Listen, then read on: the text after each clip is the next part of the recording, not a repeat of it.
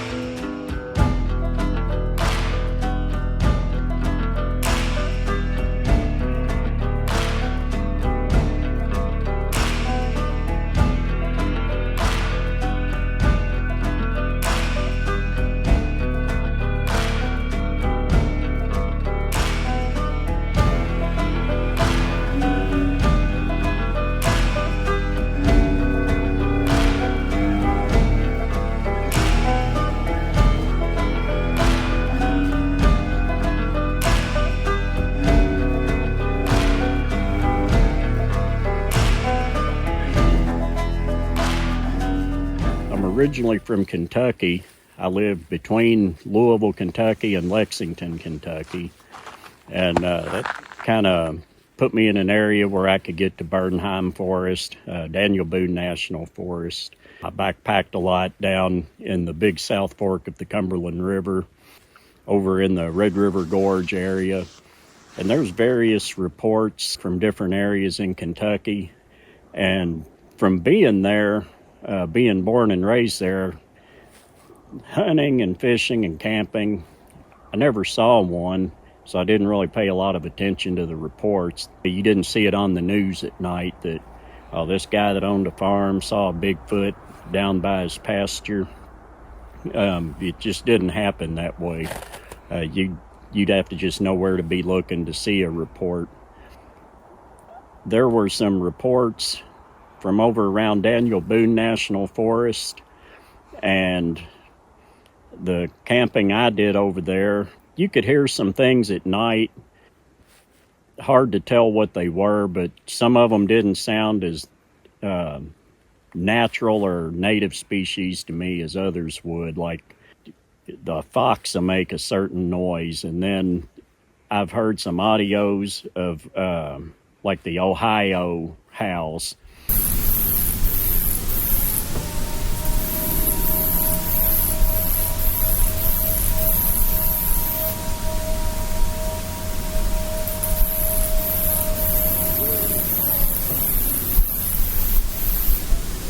I've heard cattle make almost the same noise, but not as resonant, not as deep, not as loud. But if you heard that noise and you weren't familiar with it and you couldn't see a cow, I could see where that's going to get your attention. Right there close to where I grew up, there was an old train trestle over Pope Lick Creek, and there was always talk of the Pope Lick monster and Sheep Man. And Sheep Man, the story went he was part man, part sheep, and would hunt people on the trestle. My dad, growing up out there, said that Sheep Man was an old guy that would walk up and down the road with his sheep in a wheelbarrow and collect junk and just sell junk. The Pope Lick monster, they said, was something completely different. So my parents would have killed me if they'd have found out, but we'd get down there at night sometimes, you know, when we were old enough to drive and stuff, and we'd get up on the trestle and go across it, coon hunting or whatever, but we'd go look for the Pope Lick monster. Never found him. I ended up, you know, like I said, I didn't pay much attention. I moved out here to Washington in 2013 and was originally living in Vancouver, so every day I had off work. I was in the Gifford Pen Show and making trips up to the peninsula, going around the Olympic Peninsula. I'd like to get over and spend more time in the Hoh rainforest. There's a lot of activity in that area from what I understand. Up in the Gifford Pen Show, around Indian Heaven Wilderness, Big Tire Junction, there's some reports up there. Skookum Meadows is well known. I've done quite a bit of solo camping and hiking around Skookum Meadows. And I've seen some tracks, some tree breaks up in that area. I've heard some vocalizations in that area. It's not a hard hike to get into it, but it's one that you need to be careful. I had another investigator with me on a camping trip up there one weekend, and I've got pictures of him in front of me in grass that was ankle deep, knee deep, and within 50 or 60 feet, he's literally armpit deep in grass. And you can be on solid ground, take a step, you're in ankle deep water, take a step, you're up to your waist or armpits or over your head in water, then you're right back out on solid ground. To me, it's like the Everglades. You're looking across grass, but there's water and mud. And the mud could be a problem if you get stuck in it and you're by yourself. It's an interesting meadow because there's a set of trees and then there's open meadow between them. There's another set of trees. And just the way I describe it is the meadow makes a figure 8 around the trees. So I would set up trail cameras in one section of the forest, and then I'd cross the meadow to the other one and set up camp. And my camp out there was basically a bedroll, and I wouldn't light a fire most times. And I'd listen and watch with my thermal and my night vision. I'd have my audio ready if I needed it. And other times I would camp right off the road up near where the road gets gated before you get back to Skookum Meadows. And I heard vocalizations one night. I hiked out of Skookum and was coming up the trail back to my campsite. And there's a big tree that's down, and I guess hunters or fishermen cut a notch in the middle of it to walk through. The trail goes along the creek. And it was almost dark. It light enough I could still see a little bit. I could see shadows and silhouettes. I walked through the notch, probably 50 to 100 yards up the hill, and I turned around and looked back, and there's something just standing behind that log in that notch. And there's a big boulder on the other side, and it kind of moved toward the side of that boulder, and it stayed upright. And I thought, well, it's a black bear. And it wasn't being aggressive. It wasn't moving around much at all. I thought, well, I'm going to hike up a little higher toward camp where I'm closer to my vehicle if I need it. And so I moved up the hill a few more feet, turned around and looked back, and it was gone. And I didn't think that much more about it. I got in my tent. It started to rain, and I guess 1 o'clock in the morning, 2 o'clock maybe, somewhere in there, I woke up and I was trying to decide, do I want to get dressed and get out in the rain to answer nature's call, or do I want to lay here and wait till the morning? And while I was laying there trying to decide, off the top of the ridge behind me, I hear this howl, scream, roar combination. It's hard to describe it without having something to put it to, like it sounded like a bear, or it sounded like a wolf or a lion. But this thing was so loud it reverberated through my chest laying there like it was just right on top of me. So I pulled my pistol over next to me, and I thought, well, this isn't going to do a lot of good if a Sasquatch is as big as they say they are. And there's reports of hunters shooting them point blank and they just walk away. I heard it a couple more times and decided I'd get in the car. And I was sitting in the car trying to decide if I'd leave and come get my gear in the daytime, or if I'd just spend the rest of the night sitting there until daylight. So every so often I'd flip the headlights on, couldn't see anything, and I'd step on the brake pedal and I couldn't see anything in the brake lights. Didn't hear it anymore. And in the morning, I walked up that ridge. There's a gated road. So I passed through the gate, got off the road and went up the ridge, and I made zigzags up and down the ridge. I couldn't find any tracks, so I drove up the road the other direction. And the road that actually goes on top of that ridge was gated, and that's the only road going up. And from that gate to the top, where I was hearing the vocals, I'd say is probably 2 to 3 miles. And I doubt anybody would have hiked in that far to play a prank on the guy camping down there in the turnout. I went in, I couldn't find any tracks anywhere, and I went camping up there a few other times by myself. I didn't hear it again. Trail cameras didn't produce anything, and I expected that outcome. With all the trail cameras out, you'd think something would walk in front of them other than deer or elk, but so far we don't have the definitive trail cam of Bigfoot. There's several trains of thought on that. He can sense electronics, or they disrupt electronics. I don't know how a living creature would do that. I go more along the lines of they can see the infrared on the cameras. So I've got a couple new ones. I believe they call them black trail cameras or black light. They don't use the infrared or the flash. So they're supposed to be harder for animals that see in that spectrum to detect. But still no luck on a trail camera getting one. I moved from Vancouver to Yakima around 2017, and while I was up here, I heard more and more about Bigfoot, because there's more reports up in this area than down around, metropolitan Vancouver.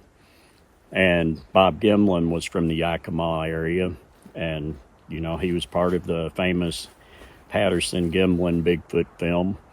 And that got me interested. And then I saw that online I stumbled across the Bigfoot Field Researchers Organization website where you could put in reports.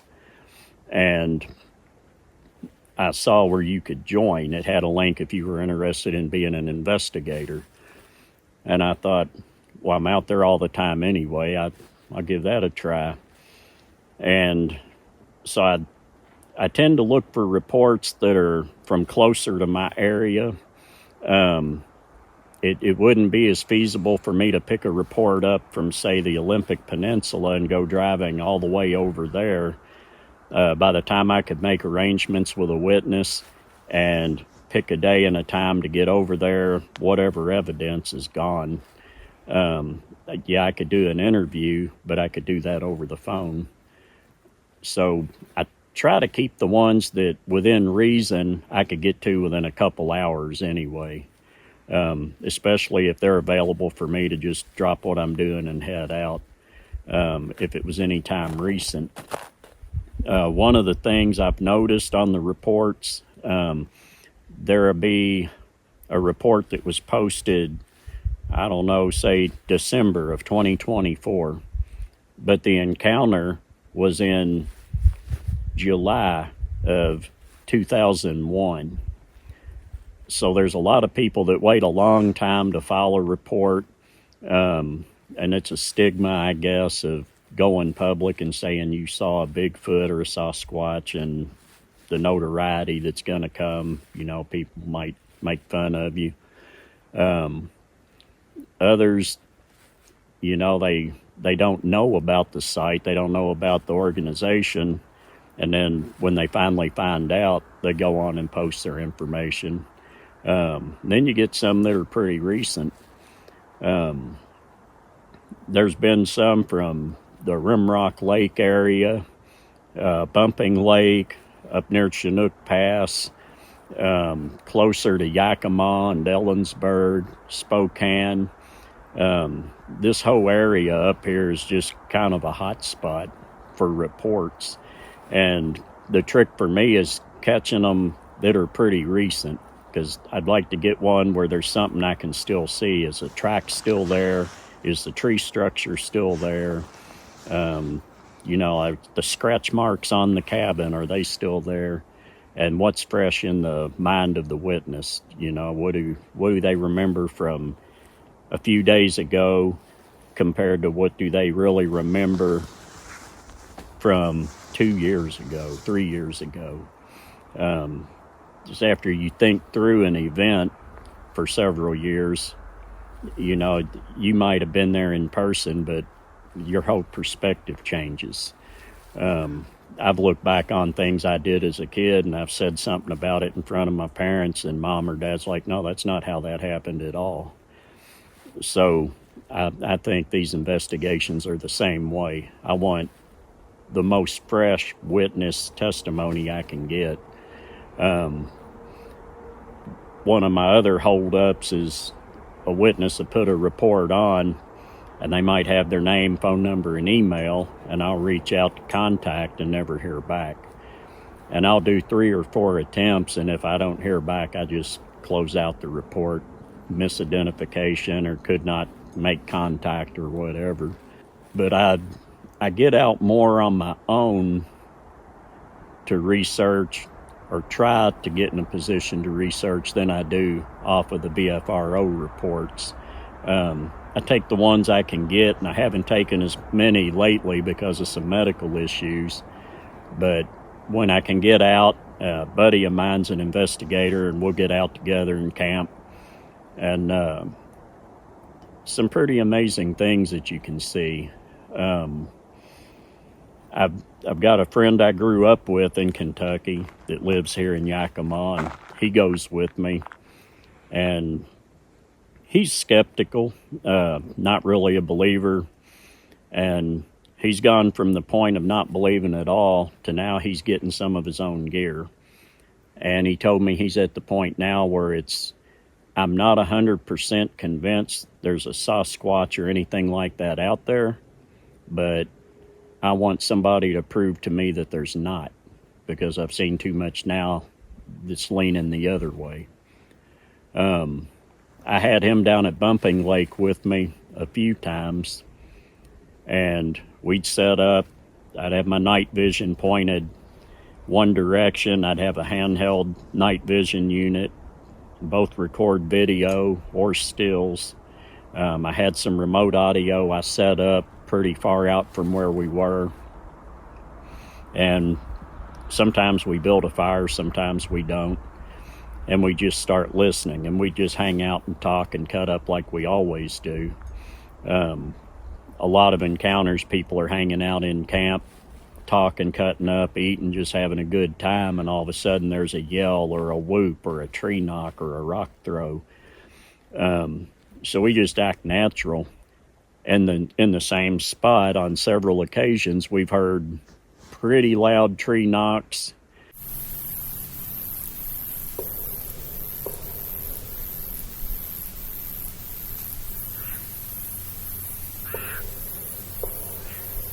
A couple of times you'll hear them on the side of the road where we're at, and then you'll hear answering tree knocks from the opposite side. And the forest road we're on, there's no roads on the opposite sides anywhere, so there's nobody driving around over there playing pranks. Not at that time of night anyway, where they'd have to hike in pretty far. There's been some rock throws. We were up there one night, and I had the night vision down below the hill on the dirt path we drove up to get in there, pointing out across a little clear area. And I had my audio set up about 100 yards out from us, up a little bit of a hill and onto a flat area below a rock field, a boulder field. And we started hearing some soft whoops and some louder whoops and some knocks and some rock clacks.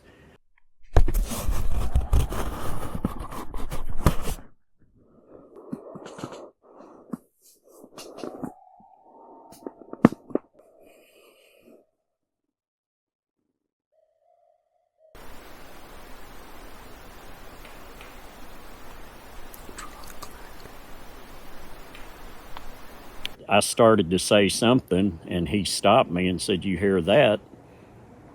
And you could hear rocks getting kicked around or pushed around good sized rocks up around where my remote audio was.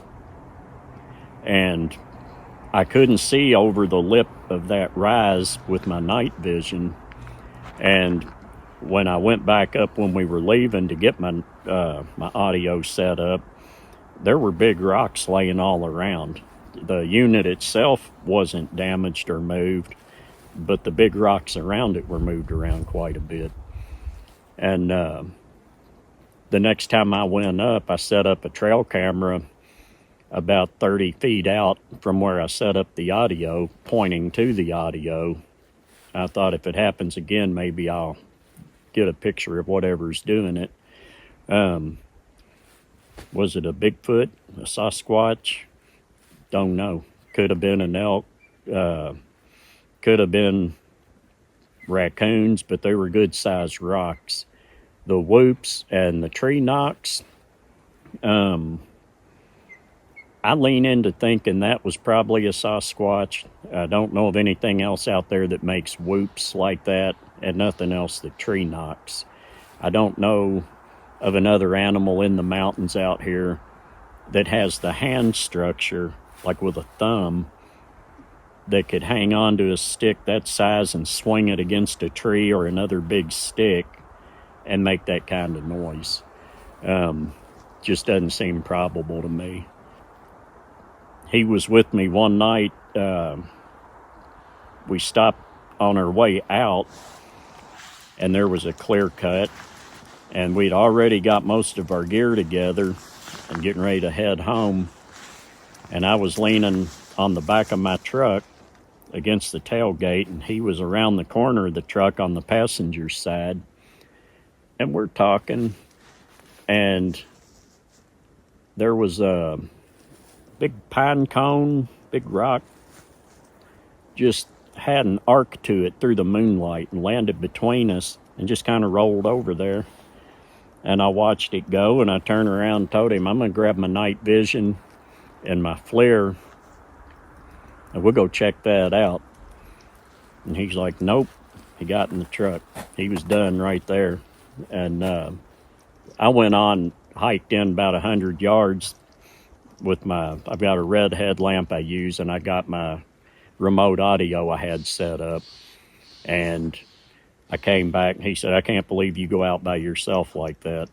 And I said, I'm more at home out like this than I am at home. But I never did see anything, didn't really pick anything up on the audio. I've got some audio of the rock clacks and tree knocks from various areas. It just hit and miss research thing. You might hear something, you might not. You might see something, you might not. I've been out in an area up around Bumping Lake, and that area has a lot of tree breaks, a lot of bowed over trees. A lot of that is snow load, storm damage. There's some wildfires that have gone through up there. There's a lot of those trees, though, the way they're interwoven, and the way they're interwoven off the ground, there's no possible way it's snow load or storm or wind. There's some that are several inches in diameter with the root ball still attached, and they're interwoven like a basket through other trees. The root ball several feet off the ground, and there's not a hole anywhere in the area where the root ball came out of. And there's no way even 8 or 10 guys out goofing off could pick that tree up and interweave it that tight through the other trees. We saw one of those coming up from Bumping River one day, and some Forest Service truck was coming down, and there were 2 Forest Service women in there, and we talked for a minute, and I told them to look for that tree when they went down because it was clearly visible from the forest road. And I said, I don't know how that tree got put through there like that, but you can't find a spot anywhere in the area where that root ball came from. That one tree was carried in there somehow. And the one just jokingly laughed. She said, oh, well, Bigfoot did it. And I said, yeah, it probably was. And we just said our goodbyes and went on. You know, seeing it in a picture and seeing it standing there is two completely different things. When you're standing there and you see how big the trees actually are in person, and you see how they're interlocked and woven in, and the shapes they make, and you're looking around at the others that are obviously bowed from snow. Some are over on top of each other from snow and wind or fire. When you're looking at a tree structure, it's just blatantly obvious that wasn't nature, that wasn't a fluke. It didn't accidentally just happen like that. It was purposely done. Can I say a Bigfoot went in there and did that? I don't know what else could do it, but since I've never seen a Bigfoot face to face, I can't really say, yeah, he went and did that. But that's what I'm thinking did it. I know a lot of people that think, you know, people are going in and doing things to hoax people and play games. That's the case. There are a lot of hoaxes. There's a lot of hoaxes in known hotspot areas, but there's also areas where I go where there are no people hiking. There's nobody hunting. There's no roads, no trails, no side-by-sides, dirt bikes, quads. You know, wilderness areas, no motorized vehicles. I don't like being around a lot of other people. I'm kind of a introvert, kind of a loner. I like being off trail, in the wild, in the rough. I want to see what most people never get to see. And the people I tend to take with me when I do have somebody along are like-minded. And we'll sit and talk, you know, we'll be looking at a view or looking at something, and it'll be how many people in their lifetime get to see something like this. And majority of the time, it's most people will never get to see anything like this. So when you're out that far, that remote, in country that rough, and you're finding these things, you know, that kind of blows the whole notion of a hoax out of the water, because, you know, somebody doing a hoax isn't going to pack a whole bunch of stuff in for miles and miles and miles through just rough, treacherous terrain to play a joke. Yeah, it might make the news, but that's not going to do them any good unless they stand out there and say, yeah, we're the ones that did it. They're not going to get any notoriety. You know, there's nothing in it for them. So yeah, I see hoaxes in hot spots happening, but out in the more remote areas, I don't think so. Could be. I won't say it's just non-existent, but to me, it's less of a consideration when you're that far out. The tree structures, they vary from area to area. The shapes, just the trees used, the way they're put in. Some are leaned in straight and interlocked, forced in. Some of them, I've seen the root ball end at the top of the structure instead of down on the ground. Some, instead of being left straight, are wedged into rocks or into the base of other trees, and then they're bowed, so they're more of a rounded structure. But and when we say a tree structure, it's not like a log cabin or a teepee. There's no walls. It's just open with the tree trunks coming up. And there's debate on what those are for.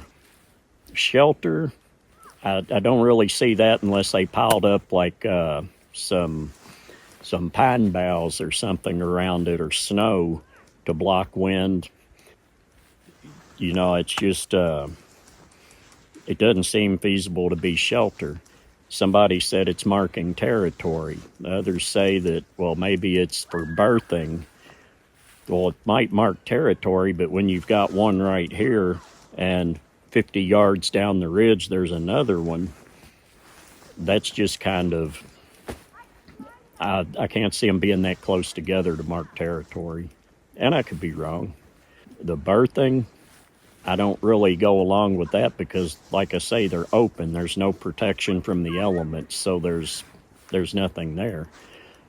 There's some interesting finds over on the Olympic Peninsula that another group was doing some research on. They found some nests that were made from huckleberry, and these were huge nests, 6-8 feet diameter, fairly deep, interwoven like baskets, and that would have given some protection from the elements. And they were on steep ridges with one at the top where they could overlook the ones down below. And the way they were set up, it was almost like a watch post at the top. Some of them, they refer to some of the ones out during the day as day watchers that alert the others when somebody comes close. But just the intricacy of those nests from the video I watched, I don't know of an animal that would nest like that. Bear don't make a nest like that. They dig a hole in the ground and lay in the hole, scratch some stuff up under a tree and lay in it. But bear don't have the hands to interweave. And again, I can't see hoaxers or people going out in some of the roughest terrain you could imagine on the side of these ridges, steep ridges, and trying to interweave huckleberry. It just wouldn't make any sense. You know, to do one nest and say, oh, here's a Bigfoot bed, and try to do your hoax is one thing, but when there's several of them, nobody's going to go to that much trouble that I know of. People, even hoaxsters, have better things to do.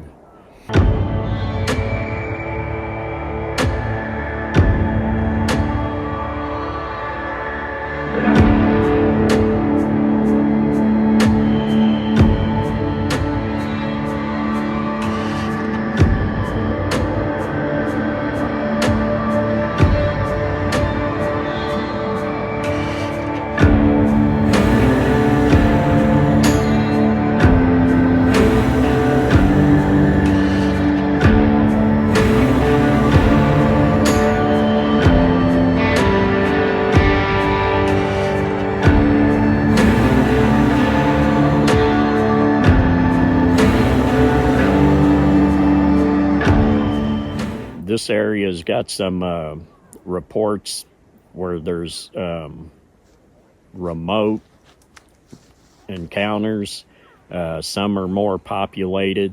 There's a campground right along Rimrock Lake, Silver Beach. There's been reports of vocals from up there and some tree knocks, and that's right on Highway 12. Right from the resort. Yeah. So you've literally got the road, a 2-lane road, and you got the little, the office and the store, whatever, right there, the campground directly to the sides and behind it, and the lake. So there's literally very little room right there. It's just all kind of squeezed in. But directly across Highway 12, you're going back up into the forest on that side, and it gets pretty thick in there. There are some cabins up in there. Down closer to Indian Creek, there's some cabins. You can get up around those, and then they stop up at the edge of the wilderness area. So you can park up there and hike in. Silver Beach, Clear Lake, there's reports over there. A couple of years ago, probably 5 years ago, I guess, because it was before COVID hit, I was driving around the road on the west end of Rimrock Lake. I came around Clear Lake, and there's a dirt bank going up the side of the road, and I glanced over, and there's this massive footprint that was sunk down in the dirt, and this is frozen ground, and it's mashed in at least an inch deep, if not more. And from what I measured, it was just at 18 from toe to heel, and just a little over 8 inches across the wide spot of the ball of the foot. And the woman I was with at the time pointed out some more just up the hill from it. Those were more toes and ball of the foot dug in going up the hill, and looked like about a 57-inch stride, roughly. Do you think they were steep. Do you think they were 18 inches, or do you think part of it was a little bit of a slide on the back? It could have been a slide on the back, and probably was. But still, it's to be 8 inches wide. Yeah, and also in hard frozen ground to land an inch deep. I got some good-sized friends that can't do that. You'd be lucky to let them jump off the back of my truck and go a 1/4 inch deep on frozen ground.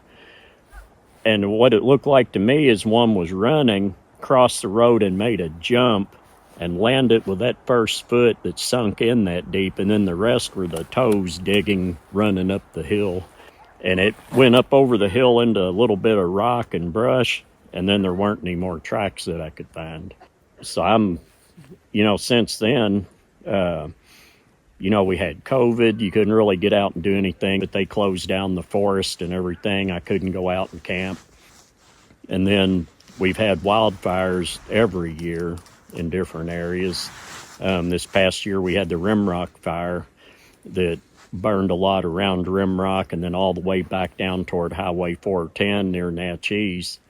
So a lot of the areas I like to go just have been inaccessible until now.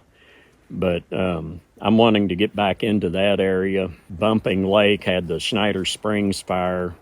So, a lot of the hot spots I like down there to check out. I'm thinking they had to move. And depending on where they were at the time, they might have crossed 410 or they might have gone on toward Goat Rocks. I had a buddy that's also a BFRO investigator, and we were down near Bumping Lake, set up camp, and I left my dog in the tent, and we take off for a while, do some hiking, and see if we could hear anything or see anything. And you typically don't want dogs out with you, because apparently they don't like dogs. But big trees down, crisscrossed over each other, looked like big tic-tac-toe boards, and that was all snow and wind damage. But you crawl over one, crawl under the next one, go around that one, crawl back over this one. It was just real brutal to even hike through there. So we're in at the edge of the mountain, and we're starting up that ridge, and we start hearing these real loud tree knocks up ahead of us. So we talked about it a minute and decided, well, let's get closer. The whole point is let's see one, let's get some pictures, evidence, whatever. So we start up the hill, and pretty steep, and these knocks, they're loud right in front of us, but they're kind of backing up a little bit.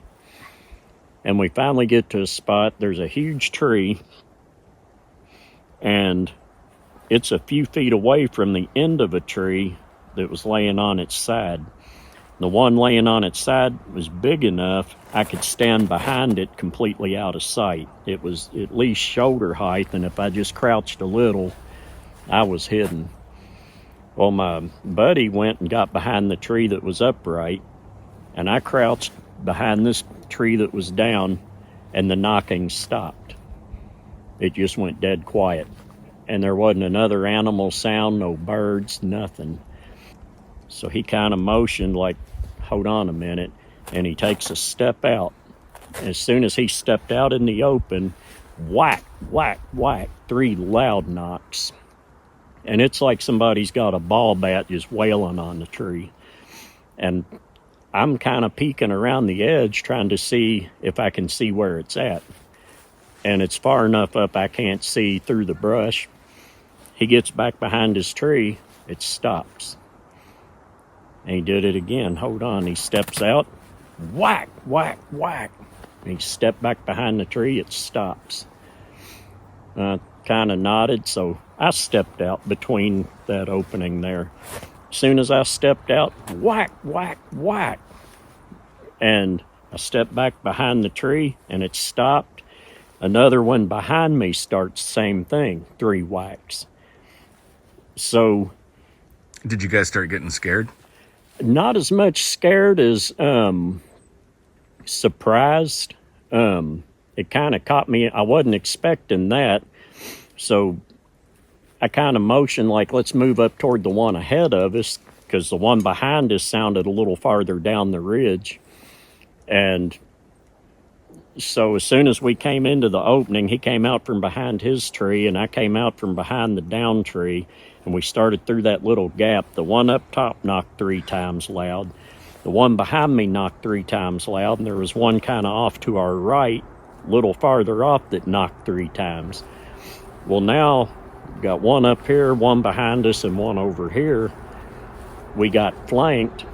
I hadn't heard anything behind me back over to the left, and we kind of threw it around for a minute and decided, safety-wise, there's 2 of us and we count 3 knocking.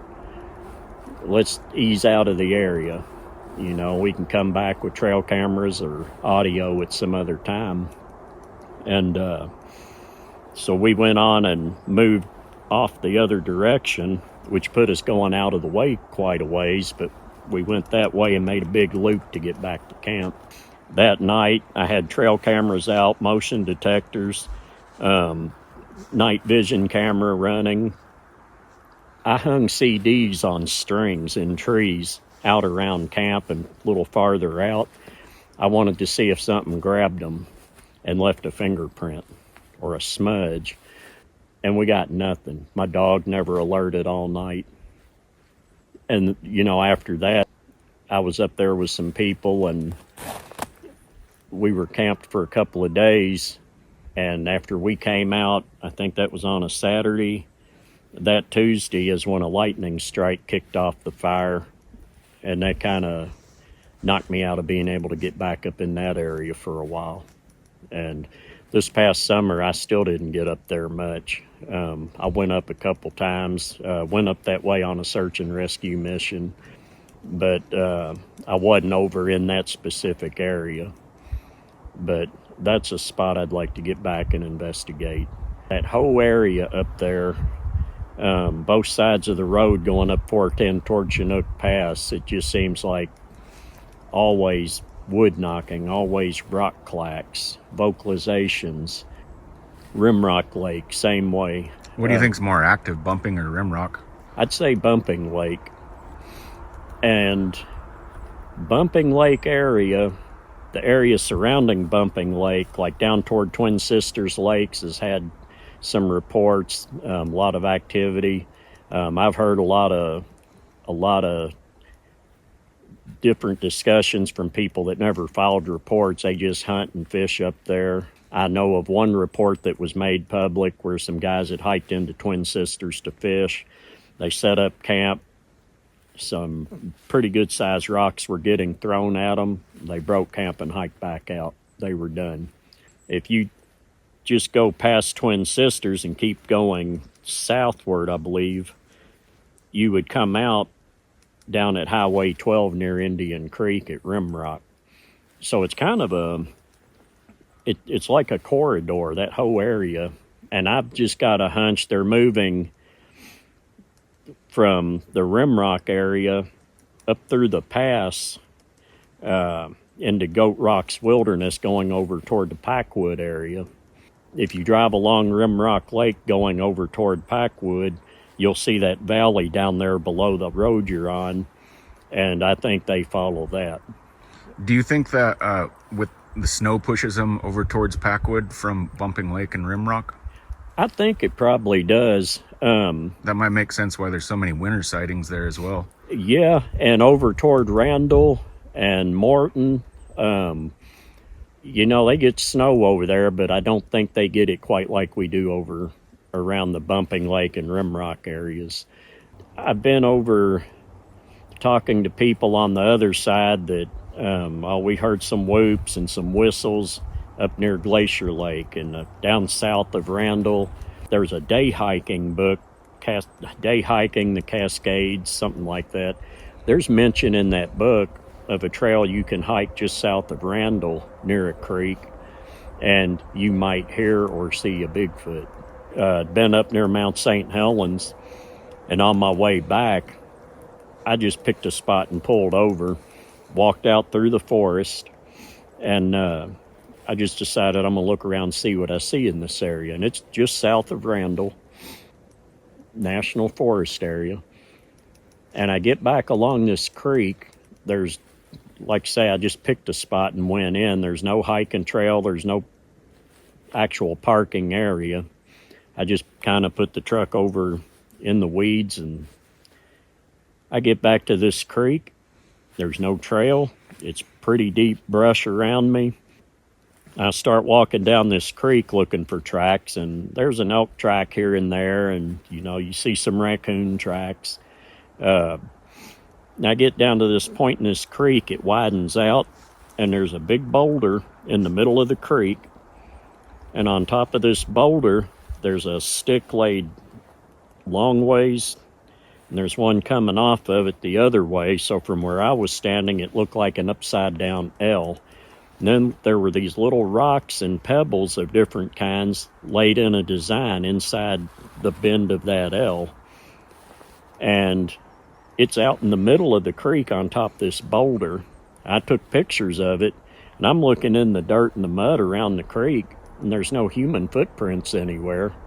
There's no Bigfoot footprints that I see. If somebody had hiked in and did that, I'm thinking they'd have had to hike up the water in the creek, and it was a pretty quick moving stream and kind of deep in spots. But I don't know why anybody would do that in the middle of nowhere. It isn't like you're going to see it from the road and say, oh, that's odd, let's go get a picture. This was, I had hiked probably, 45 minutes to an hour from where I parked before I got to that boulder. I've got no idea what did it, who did it, why they did it. But it's things like that when you get out looking around. It's the things you can't explain that just amaze me out here. I went up near Rimrock one night. A girl I knew from Kentucky was with me. And probably midnight or so, we had lawn chairs set up behind my tailgate, and there's this pine tree, 30 or 40 feet out from the truck, and we're in this clear-cut area surrounded by forest, right on the edge of Goat Rocks. And I've got a hickory hatchet handle and walked over and hit this tree 3 good times, and I turn around, start walking back toward her, and over behind me, I hear this crack, crack, crack, crash. And it sounded like a tree, a foot in diameter, just got pushed, and just snapped off and fell. And she stopped what she was saying, and I told her, I said, well, we're in the forest. Trees break, trees fall. That's just what they do. I'll give you that one. But there was no wind at all. There wasn't anything moving on the bushes or trees. No snow, So I turned around. I thought, I'll let you have that one. So I walked back to the tree. I hit it 3 more times. I turn around. I start walking back to the truck. There's another one even closer coming toward us. Crack, crack, crack, crash. And this thing falls. Well, now she's getting up and getting in the truck. And I said, all right, bears push trees over, but I don't think you're going to see a bear push a tree that size over twice. At that point, it had me curious, but I thought it was funny she was getting so upset, which probably shouldn't have been, but I thought it was funny, so I went back and hit the tree 3 more times, and before I could turn around to walk back, a tree even closer just crack, crack, crack, slam. You could hear it breaking through the other trees falling. Well, at that point, she got in the truck, and I ran up there and grabbed my night vision and my FLIR. I've got the Rhino radios with the GPS on them. When I key up, it updates my position on the screen. When you key up, it updates on my screen. I handed her one. I said, come on, let's go find those trees, see if there's tracks, hair samples, whatever. And this, like I say, this is after midnight. She's not getting out of the truck. She's crying her eyes out.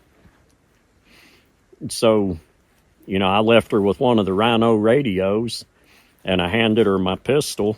And I said, I'll key up every couple minutes so it updates on your display where I'm at.